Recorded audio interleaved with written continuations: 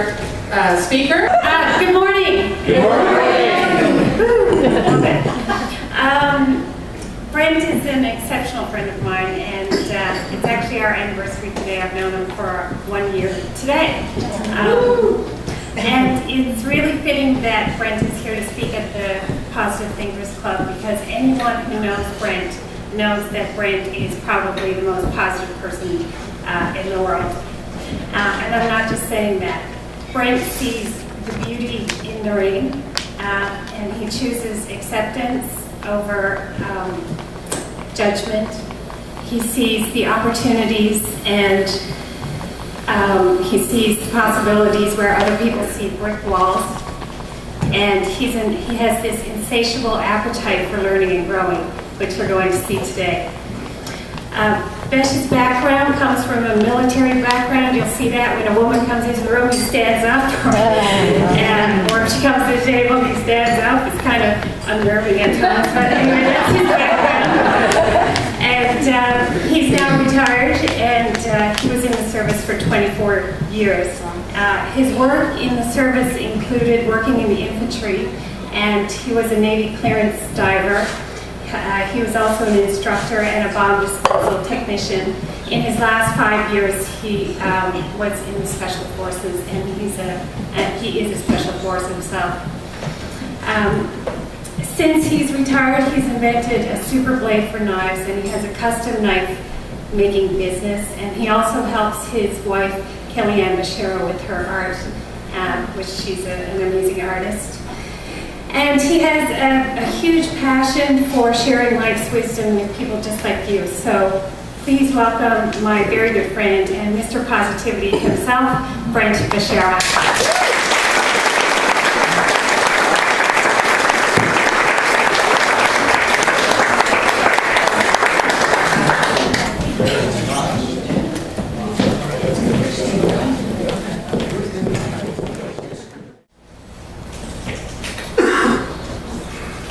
The year is 1982. The Commodore 64 has just been released. John Belushi's died, and Prince William was just born. We're seeing movies like E.T., Fast Times at Ridge Mountain High, and an amazing human being has just released his Thriller album. And there's a young man who's standing before a judge for the second time. The judge is looking at his papers, looking up at the young man, he's looking down at his papers. He says, "I've seen you here before." "Well, it's like this, son. If I see you here in my court again, I'm sending you to jail. I suggest, with all that extra energy, that you join the military. That'd be a fine establishment for a young man such as yourself." So after 6 months, the young man joined the Princess Patricia's Canadian Light Infantry and shipped out to Victoria. That young man was myself. This is my personal journey, how I went from being a semi-troubled teen with a lot of extra energy to serving in the Canadian military, to becoming a Navy bomb disposal diver, serving in the most elite military units that our nation has to offer, from Hawaii to Afghanistan. I went to learn how to become a custom knife maker, where I invented the strongest knife tip in the world, to one who is unconsciously traveling through life on anti-this and anti-that medications, to now one who knows, believes, understands, and consciously chooses to apply that infinite power of the universe that is within each and every one of us. I want to share with you how I went from unconsciously creating my dream job, finding my dream girl, and consciously creating my dream house. Thank you for having me here. I'm truly grateful and thankful for this opportunity to speak here. Since speaking is my passion, it truly is, and I've had this passion since I was a child, and I cannot think of a more positive group of people to share this story with, because this is my debut as a speaker. Okay, and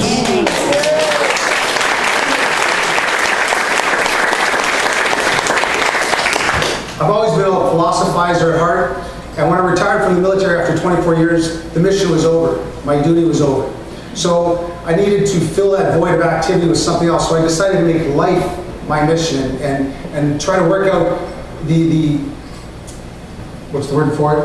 the application of life, the mechanics of it.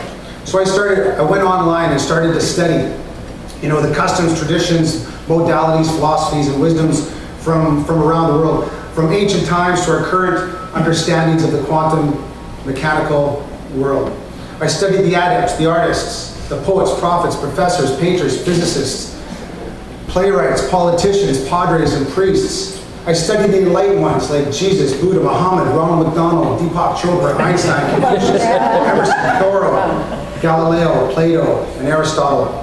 And it's from these studies that I started to see a commonality of their message, that they were all basically saying the same thing, using their own language, from their own region, from their own times, of how we all have a connection to something greater, something higher, a higher consciousness, a higher power, a little voice that is within each and every one of us that will guide us along the way to that higher ground.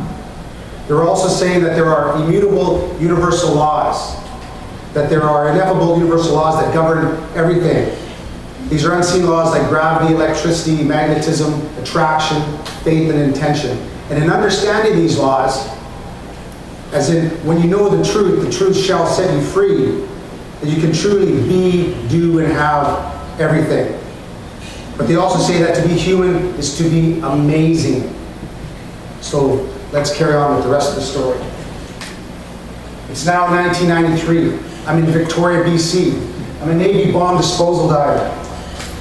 And at this point in time, I'm starting to see friends of mine, Army guys, Navy guys, getting out of the military. One guy's going to go train rock ladders. Another guy's going to go installing ground sprinklers. And another guy's going to deliver flyers for a living. And yet another guy's going to go work overseas. He says it's dangerous, but the money's good. And I thought, man, what do I want to do for a living? So I decided, I better make a list. So I made a list. My dream job list, I said. Now this was unconscious at the time because this is something I want to do. So I wanted to do something creative, something with my hands, something home-based, something internet-based, and something that involved a bit of travel. And then that was in 1993. So I really didn't give it much thought. I just said, that's kind of what I want to do. And so, I just kept my options open. It's now the year 2000, 7 years later. And I'm in Toronto, I'm in the Special Forces at this time, and we're using high explosives to punch holes through walls so that the specialists can go in and safely rescue the hostages. And we're working with the SWAT team in Toronto, and I look down on one of the members' legs, and he's got this knife, this very cool knife. And at that time I was in the market to buy a knife, and I go, what's that? He goes, it's a Hayes knife. And I go, what's a Hayes knife? He goes, Hayes is a guy that makes knives for a living. I go, people make knives for a living? That's kind of medieval. He goes, well, he's a really nice guy and he lives in Ottawa. I said, I live in Ottawa. He says, you should go visit, give him a visit. So I did. And I went and visited Wally Hayes. And Wally Hayes is a master bladesmith, an amazing human being. He actually forges his own metal, and he creates amazing swords that sell in excess of $10,000. He makes folding knives for $5,000. He's an international sensation in the knife world. An amazing human being, one of my best friends and mentor to this day. And in the year 2000, he taught me how to make knives. So I started my own knife company called Besh Knives. And it wasn't until actually years later that I realized, wow, I've got my dream job. It's something creative, something with my hands, something internet-based, something home-based, and something that involved a bit of travel. Very cool. So I went on to the following year, in the year 2001, invent the Besh wedge, strongest knife tip in the world. In 100,000 years that we've been making knives, this is the first time this has been done, reinventing a knife. It's like reinventing the spoon. It's very, very cool. So, the Besh wedge, without getting into too much, is two diagonally opposed bevels converging to create a third cutting tip. Since then, I've approached over 140 knife companies with my invention. I attend 2 trade shows a year with my invention, licensing it out to these companies. General Hilliard gives my knife, he used to give my knife away as gifts to other visiting generals from around the world. General Tenchuk gives my knife away now because he's the current Chief of Defense Staff.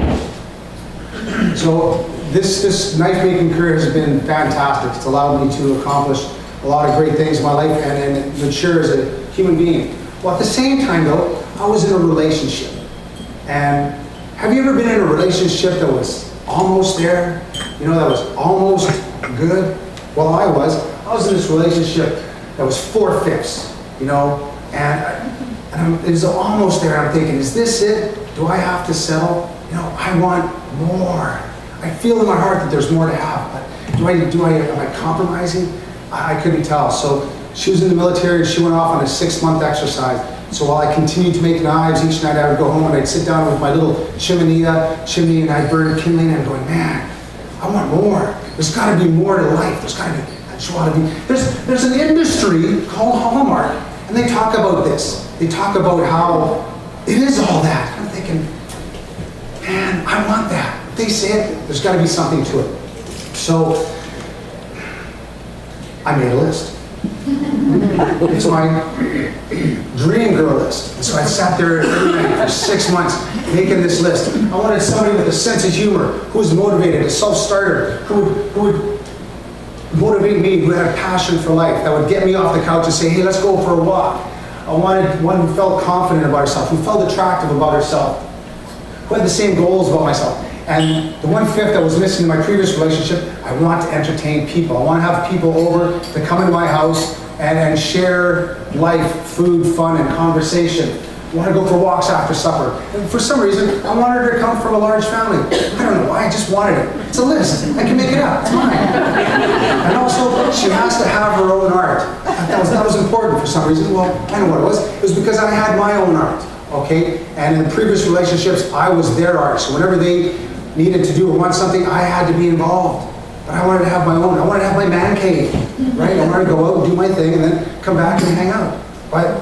So I wanted that. That was important. My man cave. So now, it's the year 2002, and it's 2 years later. The military, in its all its wisdom, has decided to send me on a 6-month course in Toronto for a month, Quebec City for a month, and then Halifax for 4 months. So we're now in Quebec City. It's the Saturday, and show of hands, who's been to Quebec City? Fantastic. It's truly one of the most beautiful cities. It's my favorite city in Canada. It's so majestic, beautiful. People are awesome. And so myself, the buffer, and Pico, we drive from Quebec City. Normally it takes 12 to 15 hours. We do it in 9. We're a little motivated because we're going to Halifax. And I've been visiting Halifax for 16 years by that point, and I know Halifax very, very well. Halifax serves me very, very well, and I love Halifax. So we drive, and I realize that it's 11 o'clock, and our favorite pub that we like to go to first, Lower Deck, is about to close in 1 hour. So we say, well, let's not go there, guys. Let's head on right up to Cheers, which is my second favorite stop. It's a well-trodden path because they have great live music, right? And that's why we go to the bars, is to listen to the great live music. So we pull up, and parking in Halifax is very much like parking in St. John's, practically impossible. And as we pull up, there's a parking spot right in front. Fantastic. Never happens, but I'll take it. We pull in, the buffer, Pico and I, we go inside, I walk up to the barkeep and I say, barkeep, 3 double dark and dirties. And for all of you civilians, that's double dark rum and coke. So here you go, buffer, here you go, Pico. Welcome to Halifax. And we take a drink, and then bam! In walks the most amazing set of eyes. Seriously. And we were locked in this spell, this amazing spell, this attraction. And she walks right up to me and says, excuse me, would you like to dance? I said, yeah. That was the last time I saw my very expensive drink and the buffer and Pico, and I went and danced. I took the lady's coat, I hung it up for her, and we danced for a couple hours. And then I say, I normally don't do this, but I'd really like to buy you a drink. And so she says, sure. So we go next door, and we have a fantastic conversation. And that's the beginning of our 4-month fling. We hang out, and again, no kissing, no hand holding, none of that stuff, guys. It was just all, we're gonna hang out and have fun. Like to entertain people and do hiking things and things like that. And so we're about 2 months into our 4-month fling, and she says, here, that's a picture of her right there. And that's during those 4 months. And she says, about 2 months into it, she goes, what are you looking for in a partner? And I go, I've got a list. And she goes, a list? I go, yeah. She goes, that's kind of creepy, but cool. Well, what's your list? I said, again, this sense of humor, motivated, self-starter, yada, yada, come from a large family and has her own art. And she goes, wow, it's too bad that we're not hooking up because I think I'm pretty much all that. And I go, what? At this point in time, I've known her very well. I go, yeah, I think you're pretty much all that. But hey, we're not going to be able to hook up. You're in Halifax, Ottawa, it can't happen. So about a month later, we're on this patio in Halifax. Has some amazing patios. And we're sitting there, and we meet this older couple from the States. And the gentleman's this distinguished professor and a bit of a motivational speaker. And we're telling our tale of woe that, well, we just can't hook up because he's in Ottawa and I'm in Halifax, and we're about to leave, and so I go up to the bar and I pay for our check. And then the gentleman reaches across to Kellyanne and he says, Kellyanne, you've just got to have faith. And she said when he touched her arm, there was this electricity. And she's, let go of my arm. Yeah. So, the 4 months ends, and it's just, I leave, I go back to 4/5, and I'm just sitting there going, man, this isn't right. I am in the wrong place. I have this feeling in my chest like a cannon's about to explode, that I am physically in the wrong place. So I leave the relationship, I buy a house in Smiths Falls, Ontario, and I call up Kellyanne and I say, Kellyanne, come on out for a weekend of woo. She goes, what's a weekend of woo? I said, come on out and find out. So she comes out and we spent 4 amazing days together. And prior to that, I was also just moved, as you imagine. I'm preparing for a trade show. So I'm making knives, I'm moving into the house, I'm unpacking, I'm moving tons of gear, tons. But I had this inspiration to make it happen.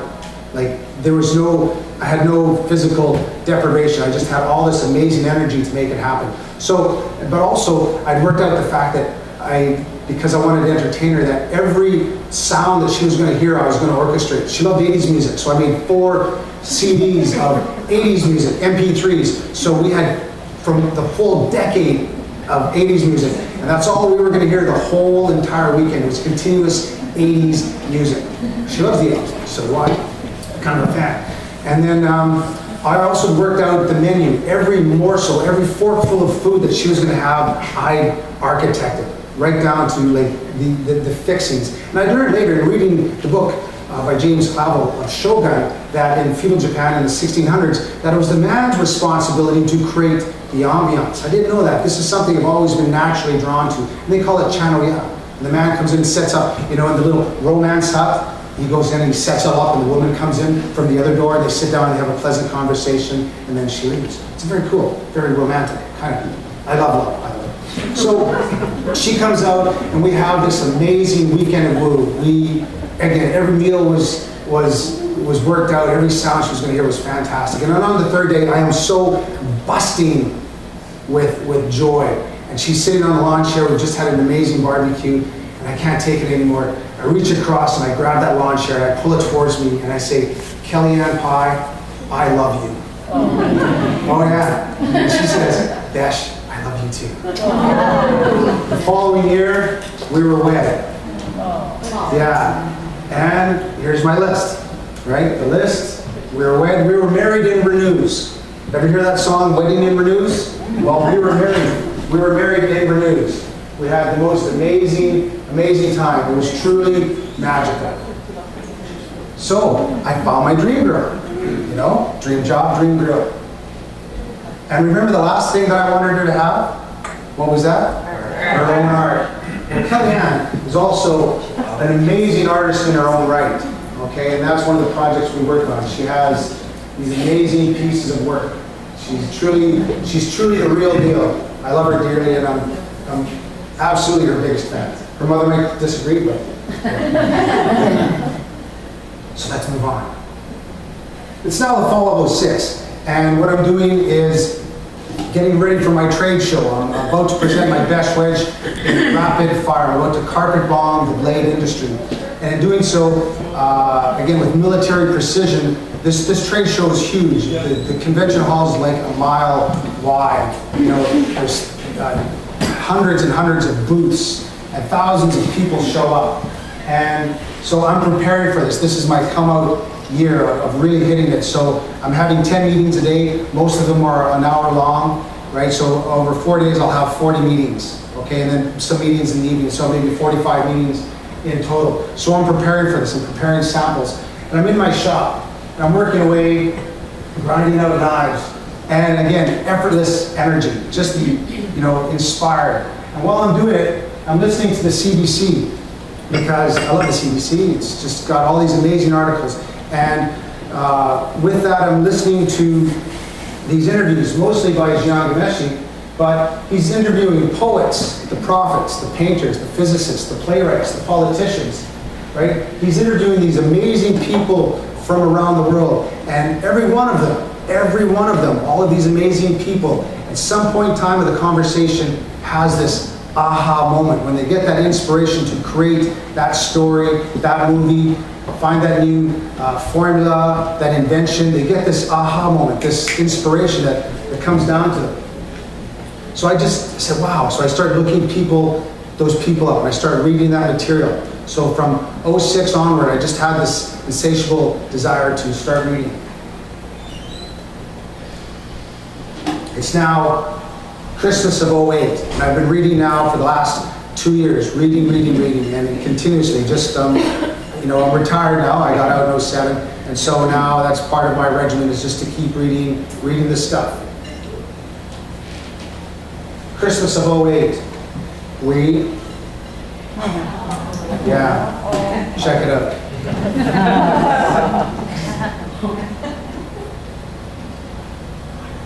Okay, so it's the Christmas of '08, and we're home and we're visiting again, right? We're living in Stayner, Ontario, and we're visiting home again.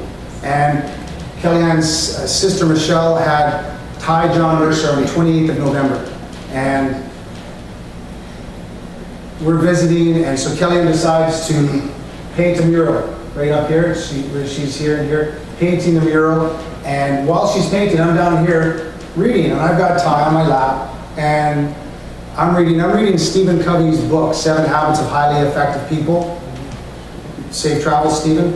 And in reading that, in reading those chapters, when you read the book, there's these, when everything fires and the tumblers click, you get these aha moments, right? As I'm sitting there, and I get these aha moments, Kellyanne would get them too. We both have this pivotal ShamWow event, boom. Little Ty would sit there and go,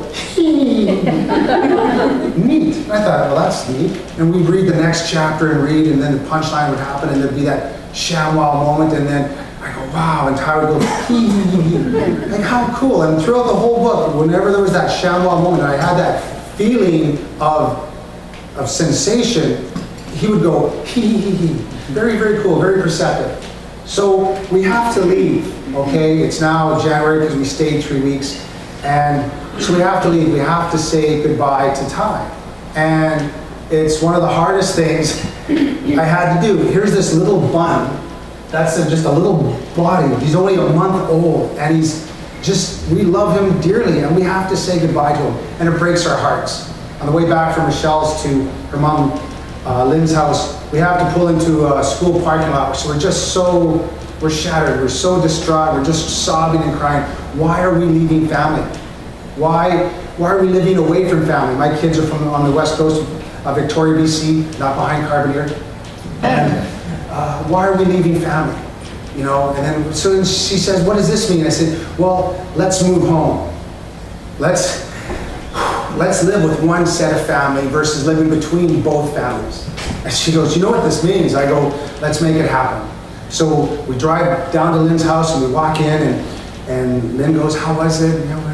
He's sad to see Ty. And so Kellyanne's talking to Mom, and I'm standing behind Mom, and Ty's talking, and I'm saying, give it to her, let her know.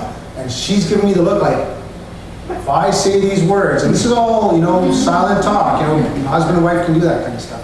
She's giving me that look like, if I tell my mother we're moving home, end of story. And I said, let's go. No time like the present. So she says, Mom, we've made a decision. We're going to move home. She says, what? I never expected you to ever move home. And she goes, we've made a decision. We're going to move home to be closer to family. She goes, well then, that's a reason and an excuse for a drink. She goes to the cupboard, gets the good rum, gets the iceberg ice, and then we have a drink and we toast to that. So Kellyanne and I, we go home. It's now January of '09. And at that time, I'd been reading a lot. And I just previously to deploying home for Christmas, going home for Christmas, I found this book by Charles Haanel, written in 1912, called The Master Key Principles, Master Key System. And Charles, people like Bill Gates, Donald Trump all read this book, and most of the Fortune 500 CEOs read this book because it's almost compulsory reading if you're at that level. Because what it does is, if you want to be, do, and have different things, you basically have to be, do, and have different thoughts, right? Our thoughts lead to our feelings lead to our actions lead to results. So if you do what you've always done, you'll get what you've always gotten, right? That's what Tony Robbins says. So if you want to change things, you've got to change the way you think. So it's a 24-chapter book, and you read the same chapter for the whole week. So it's 24 chapters, 24 weeks, that means 6 months. And in reading that chapter, you read that same chapter every day, and then at the end of the day, you do mental exercises, right? You got to change your thoughts, rewire your mind. So what Charles says, he has some examples that you can work on, or he says if you have something to work on, then you can also work on something. So Kellyanne and I decided to work on our house. We said, hey, let's work on that. So for 6 months, every day. We read the chapters, did the work. Read the chapters, did the work. So we then, at that point, made a conscious dream list. Remember, the 2 previous dream lists were unconscious. This one now is a conscious dream list. So we make sketches. Kellyanne's the artist, she draws, and we make up a list. So what we want is a list. So we want it to be well built. We want it to have an art studio. We also wanted to have a detached wired shop, and you can see that right here. This is my man cave. This is Kellyanne's studio down bottom. We wanted privacy, wanted an open concept, we wanted view, lots of light, windows, beautiful or main level living, beautiful kitchen, a concert area, living area for guests, in-floor heating, eco-geo, ground level entrance, decorific, double car garage, self-sufficient property, evergreen trees, low maintenance landscaping, and a covered deck area. Because basically, what they're saying is you don't have to compromise, right? That's what all these adepts and initiates and all these people are saying is, what do you want? Figure out what you want and then go for it. So if you can have the moon and the stars, put it in, right? It's up to you to ask. So we did. So we put the list in, and And so we started working on it every day. There's the list, there's the house, worked on the sketches, and kept refining it. And around March, about 3 months into it, I'm going online. I'm going on the MLS real estate sites. And at this point in time, nobody knows the properties in Newfoundland better than myself. I know absolutely every piece of property with military precision that's for sale on the Avalon. Absolutely. And I'm watching it, And I'm looking. And in checking out these properties, Kellyanne goes, we're not finding our house. I go, well, we can't really find our house because we were always saying that the house will present itself at the right time. And actually, we have a house, and we don't have the money to actually buy the house if we find it. So around June, because we also said the person that's going to come along and buy our house will fall in love with the house, because we were living in an 1880s farmhouse, so it's kind of got some character. So we said the right person's going to come along and find it. And sure enough, in June, this lady comes along and views the house and comes in and goes, yeah, And she leaves. A week later, she comes back, she goes, I really love your house. I really love what you've done with it, because we did a lot of work. And a beautiful little 1880s farmhouse, and she fell in love with it and bought it. Very cool, and a little synchronicity, because I believe in synchronicity. Her boyfriend, Bob, the gentleman across the street, Jim, Bob and Jim were long-haul trucker buddies working for the same company. Just kind of a neat little point. So we sell the house. Then Kellyanne goes, okay, we've sold the house. We have no house to move into. We're dead. We're going to be destitute. Come on. And I said, babe, don't worry. Remember, the house will present itself at the right time. She said, okay. 3 days later, it's 0300, and life energy wakes me up. Gives me a shake. And the sensation, the feeling that I got was, go online, go find your house. Go online, go find your house. Wow, okay, right on. 3 o'clock, let's go. I go, babe, I gotta go online and find your house. And she goes, yeah, well, okay, bubblehead. You do that. Off we go now. And so off I go. It's now 0300, and I'm on like Google, okay? Like I'm way down here now. I'm on like the 650th page. It's 2 hours later. I'm just looking. Because it said go online, go find your house. And I'm looking, I'm online, I'm checking. And then I find this little homemade website, you know, thumbnails too small and such. And I'm looking and it's two spouses that sell houses. You might know Olga. And I'm looking and I'm like, wow. Well, it kind of looks like the house, but I'm reading the description. It says it's in Holy River. I know where Holy River is. Very cool. All right, so I email it to Kellyanne. It's 5:30 now. And then I go to bed and she wakes up at 6 and she checks her email. She goes, wow, that's very cool. And as she's looking at it, she runs to her sketchbook. And as she's checking out her sketchbook, checking out the details and the list that we made up 3 months earlier and we've been working on for the next 6 months, and she pulls up she finally finds the MLS thumbnail of what she found, and this is what she found, is this.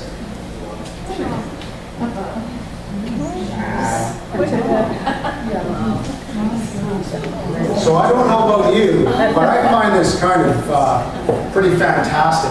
Because if you'll notice, and this is Kellyanne's, this is the 24th of March of 09, and now we found this house in late June. You can see, here's the man cave, slightly right to the house. Here's the man cave, slightly right to the house. Decorific, right? And we have another sketch actually that shows the two-car garage.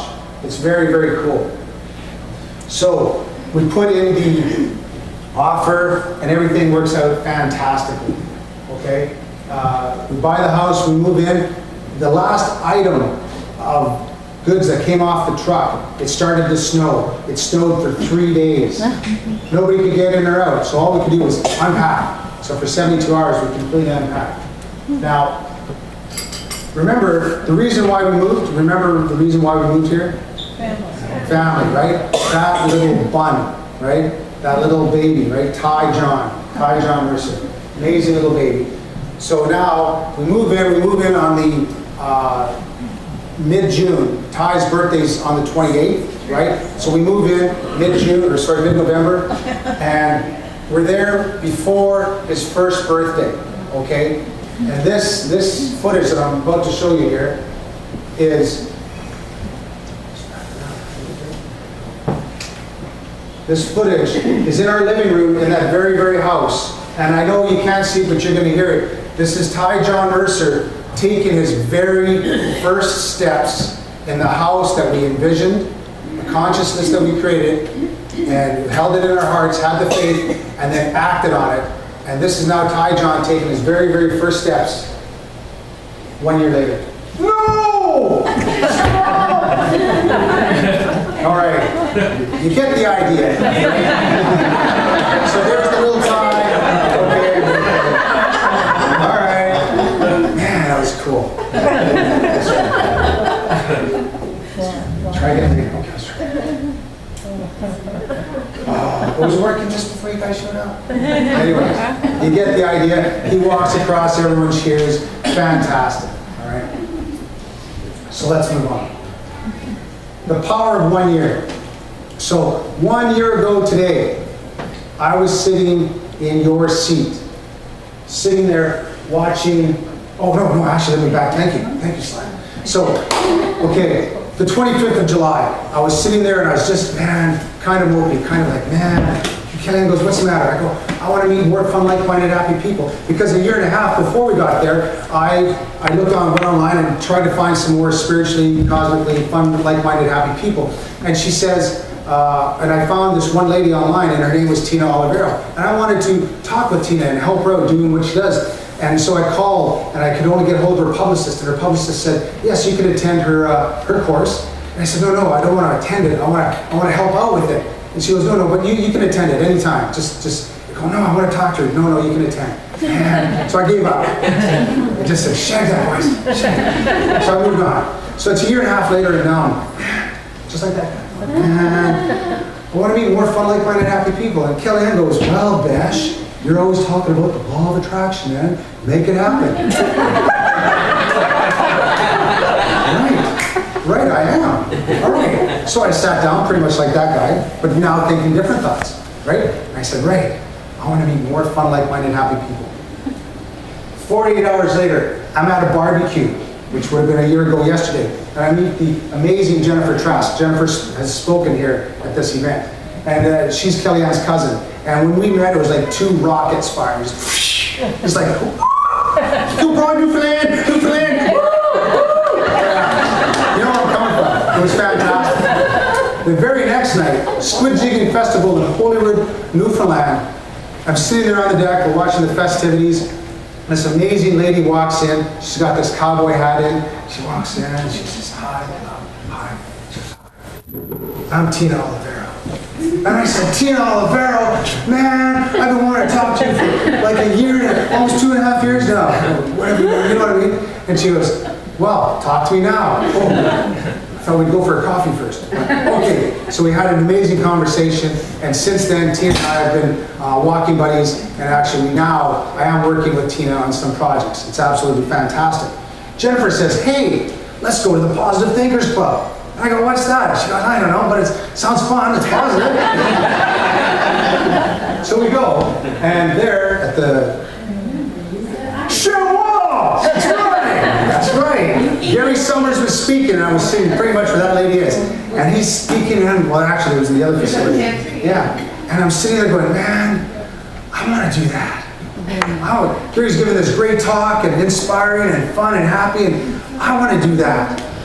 So I shook Gary's hand, and just thank you very much, very inspiring talk. Thank you, sir. And then I meet the amazing Joel Sweeney. Where's Joel? There he is. And Joel says, you need to go to NLAPS, the Newfoundland Labrador Association of Professional Speakers. I go, okay. So we go check that out. Then I meet Lisa Payne. She says, you know what, Brent? You need to go to Toastmasters. I go, okay. So I go to Toastmasters. I meet Lorna Walters. And a dream of mine since '06 is to speak with kids, go into schools and share, positiveness. And Lorna says, you want to speak to kids? How about coming by tomorrow? Whoa, how about in a week? And she said, okay, we'll see you in a week. So I meet Lorna. So just to show you what a little intention, a little intention, can you still hear me? A little intention, faith and action can provide, okay? So a year ago I was sitting in your chair, a year later I'm standing up here talking. So,